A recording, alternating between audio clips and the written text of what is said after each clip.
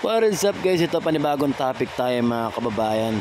Bago ang lahat, magandang umaga, magandang tanghali, magandang gabi po sa ating lahat mga kababayan. Maulan na hapon.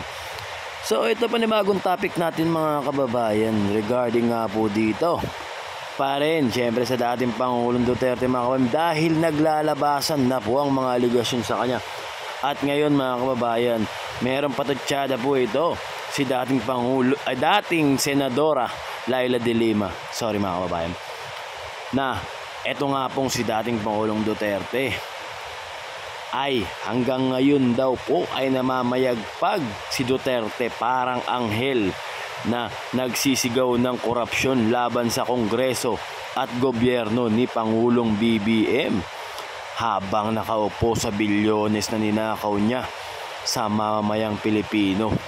Ayun nga po mga kababayan, De Lima said Digong mastermind sa single largest plunder case. Ang sabi nga po, mas malala pa nga daw po sa dating Pangulong Gloria Arroyo mga kababayan, pinakamalala daw po na naging presidente. Ito si dating Pangulong Duterte. At ito mga kababayan, basahin ko lang po ito. Sa Twitter nga po na ina-upload ng dating Senadora Leila de Lima at Tagalogin na din po natin mga kababayan. Siyempre, lahat tayo alam ito sa simula pa lang.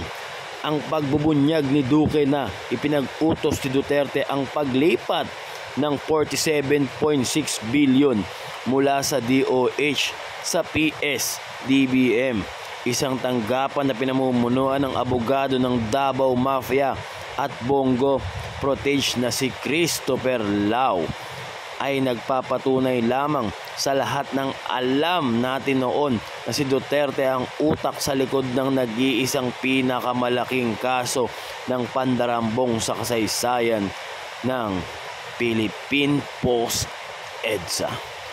Ang multi-billion peso transfer na humantong sa 18.8 billion grant ng government supply contract sa isang fly-by-night company na tinatawag na Parmalee by Lau. Ang Parmalee na tinaguyod ng Chinese advisor ni Duterte at umano'y drug lord na si Michael Yang ang naging tubo para sa pagsipsip ng bilyong-bilyong pondo para sa COVID relief. Hindi katulad ng kontrata ng NBNZTE ng gobyernong Arroyo. Ang ginawang pandarambong na ito ay marahil ang isa sa pinakamalaki, kung hindi man pinakamalaki, na ginawa ng sinumang presidente pagkatapos ng EDSA Philippines at ng kanyang administrasyon. Hindi katulad ng NBNZTE na bumukol lang. Ang Parmalee Haze ay bumukol na, umalingasaw pa, at hanggang ngayon ay namamayagpag pa si Duterte parang anghel na nagsisigaw ng korupsyon laban sa Kongreso at gobyerno ni BBM. Habang nga po nakaupo nga daw po siya sa bilyones na ninakaw niya sa mamamayang Pilipino. So ayun mga kababayan, anong masasabi nyo dito mga kababayan sa sinabi nga po ni dating Senadora Leila de Lima mga kababayan?